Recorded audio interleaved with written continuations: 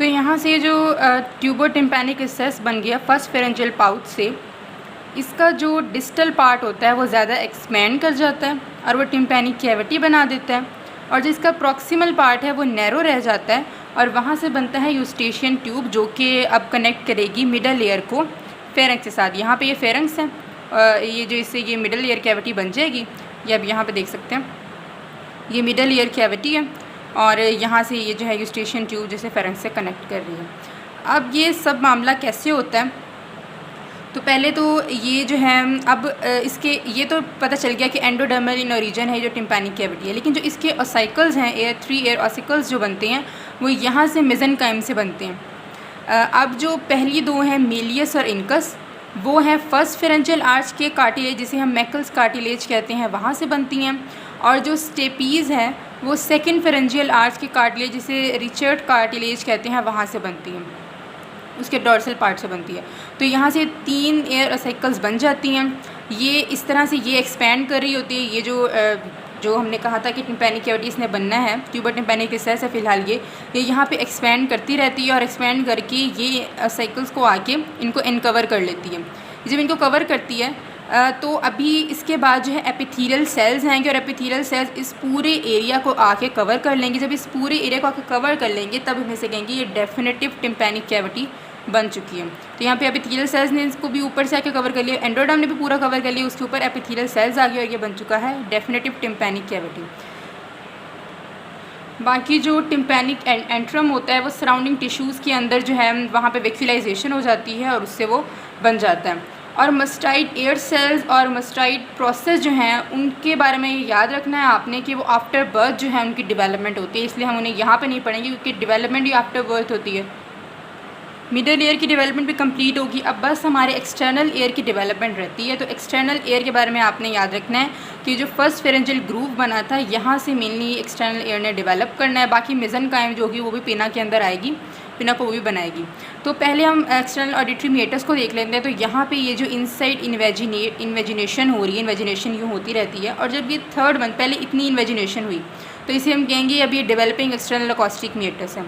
उसके बाद third week जब शुरू होता है तो यहाँ पे ये जो सेल्स होती हैं सरफेस एक्टोडर्म के सेल्स जो हैं ये ग्रो प्रोलिफरेट करना शुरू हो जाते हैं इनसाइड द मेसेनकाइम।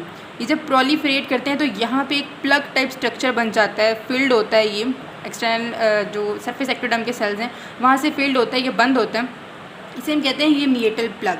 उसके बाद जब तकरीबन 7th मंथ के अंदर, ये थर्ड मंथ के अंदर ये सारा काम हुआ है, मीएटल प्लग बना है। अब 7th मंथ के अंदर ये मीएटल प्लग के जो सेल्स हैं इनसाइड से इनकी अपोप्टोसिस होना शुरू हो जाएगी और यहाँ पे एक पूरी बड़ी सी कैनाल बन जाएगी जिसे हम कहेंगे एक्सटर्नल अकॉस्टिक मीटस या ऑडिटरी कैनाल। और ये बात आपने याद रखनी कि अगर मीएटल प्लग की यहाँ पे ये अगर वैक्यूलाइजेशन ना हुई, अगर यहाँ से ये ना खुला तो यहाँ से कंडक्टिव डेफनेस हो सकती है, क्योंकि लाजमन बात है कि यहाँ से जो आवाज़ होती है वो अंदर की तरफ जाती है और आगे जाती है। अगर ये बंद रहा तो फिर आगे आवाज़ नहीं पहुँच पाएगी। इसके अलावा ये देखिए कि मीएटल प्लग जब इसके साथ इन कॉन्टैक्ट आता है ना तो यहाँ पे ये देखिए, अब यहाँ पे आपको एक ब्लू कलर वाली लेयर नज़र आ रही है, उसके दरमियान में पिंक कलर वाली और यहाँ से येलो कलर वाली। ये जो ये वाला हिस्सा है ना ये थोड़े एंगुलेशन पर भी है। ये एंगुलेशन पर जो एरिया है इसने टिम्पैनिक मेम्ब्रेन को बनाना होता है। अब हम जो है एक्सटर्नल एयर यानी कि एक्सटर्नल एयर में से पिना की डेवलपमेंट को देख लेते हैं। तो यहाँ पे जो है उसके लिए ऑरिकुलर हिलॉक्स बनते हैं। अब ऑरिकुलर हिलॉक्स क्या हैं, ये जो हमारे पास एक्टोडर्मल कवरिंग होती है फर्स्ट फेरेंजियल आर्च की, एक्टोडर्मल कवरिंग इसके अलावा सेकंड फेरेंजियल आर्च की भी, फर्स्ट फेरेंजियल आर्च की जो एक्टोडर्मल कवरिंग है वहाँ पे जो है 3 ट्यूबरकल डेवलप करेंगे उसके कॉडल एंड पर, और जो सेकंड फेरेंजियल आर्च है उसके सिफेलिक एंड पर, जो है वो 3। अब हम पिना की डेवलपमेंट को देख लेते हैं। तो वो उसकी डेवलपमेंट ऑरिकुलर हिलॉक्स से होती है। ये फर्स्ट फेरेंजियल आर्च है, ये सेकंड फेरेंजियल आर्च है। उस जो फर्स्ट फेरेंजियल आर्च और सेकंड फेरेंजियल आर्च की एक्टोडर्मल कवरिंग होती है वहाँ पे ट्यूबरकल अराइज होते हैं।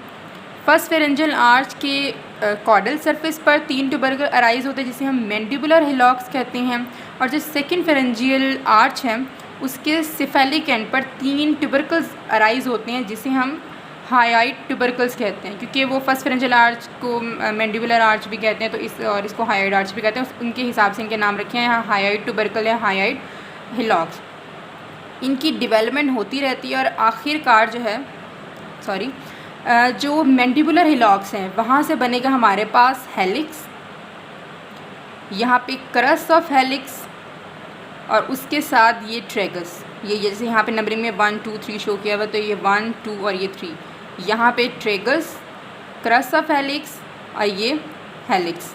और ये जो हायोइड ट्यूबरकल है यहाँ से हमारे पास अराइज होगा एंटी हेलिक्स, लोब्यूल अराइज होगा और साथ में एंटी ट्रेगस अराइज होगा। ये वही नंबरिंग के हिसाब से 4 5 6 एंटी हेलिक्स, एंटी ट्रेगस और साथ में लोब्यूल।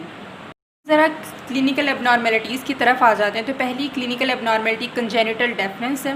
कंजेनिटल डेफनेस दो तरह की हो सकती है, या तो वो सेंसरी न्यूरल होगी या फिर जो है वो कंडक्टिव हेयरिंग लॉस होगा। कंडक्टिव हेयरिंग लॉस के बारे में मैंने पहले भी एक पॉइंट बताया था आपको कि अगर मीटर प्लग जो है वो ओपन ना हो पाए तो फिर अगर वो प्लग बंद रह जाए तो उससे जो है कंडक्शन का प्रॉब्लम हो जाएगा, इसी वजह से कंडक्टिव हेयरिंग लॉस। तो एक कॉज तो हमें उसका पता है कि मीटर प्लग का बंद रह जाना, या फिर एक्सटर्नल अकॉस्टिक मीटर्स इस तरह से बंद रहेगी, या फिर जो है एयर ड्रम जो है उसके अंदर कोई एबनॉर्मेलिटी वो सही तरह से साउंड आगे ट्रांसफ़र ना कर रहा हो, या फिर एयर साइकिल जो हैं वो सही तरह से उनका कनेक्शन ना हो, एबनॉर्मेलिटी हो, या फिर स्टेपीज़ जो है अगर स्टेपीज़ की फिक्सेशन हो जाए तो भी वो भी एक काज होता है, क्योंकि उन्होंने ही अपने मूवमेंट से ही आगे साउंड को कंडक्ट करना होता है।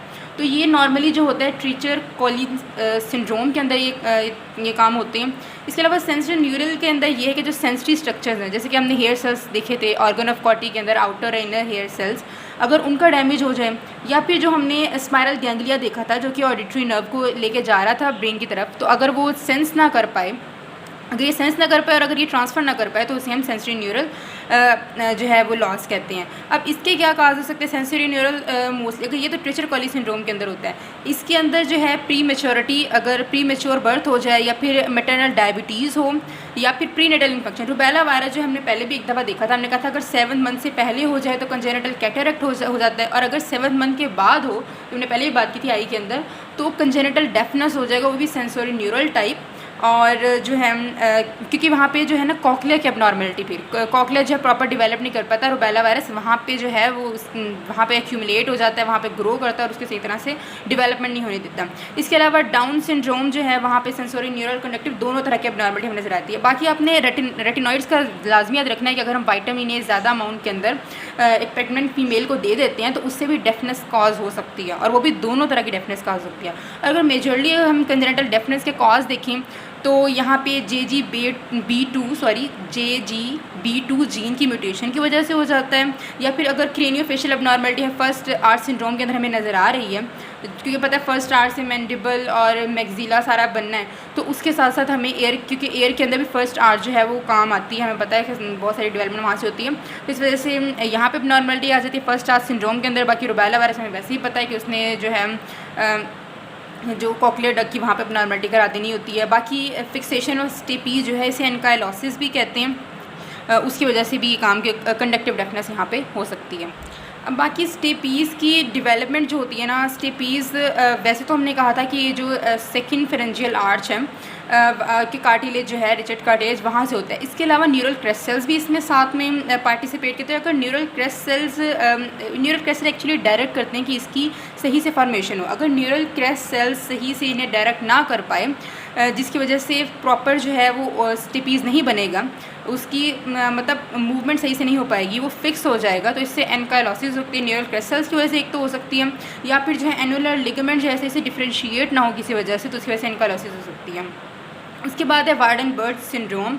ये जो है इसको बस आप ये देखें कि इसमें ऑटोसोमल डोमिनेंट ये है, और इसका कॉज क्या है, ये भी बिल्कुल न्यूरल क्रेस्ट सेल सही से माइग्रेट जब नहीं कर पाते तो ये सिंड्रोम हो जाता है।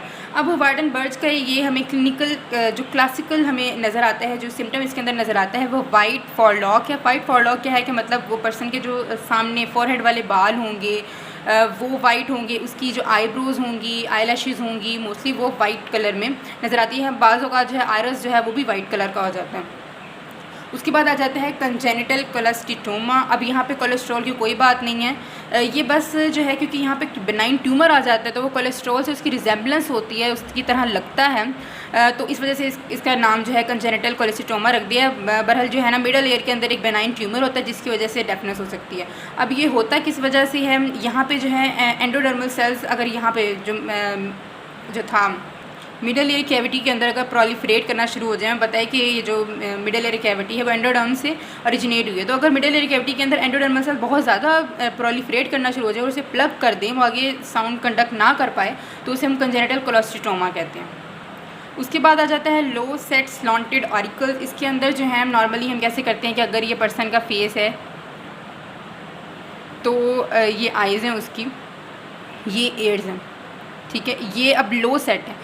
हम नॉर्मली पर्सन के अंदर क्या होता है कि अगर कॉर्नर ऑफ आई और यहाँ से ऑसिपिट, अब लो सेट स्लॉन्टेड ऑरिकल्स को देख लेते हैं। अब नॉर्मली क्या होता है, ये पर्सन है, ये उसकी आइज़ हैं, तो एयर जो होते हैं नॉर्मली यहाँ पे होते हैं कि वो वाली लाइन जो कि कॉर्नर ऑफ आई और यहाँ से हम ऑसिपिट की तरफ लेके जाएं वही इन एयर्स के साथ इन कांटेक्ट आती है, इन टच आती है।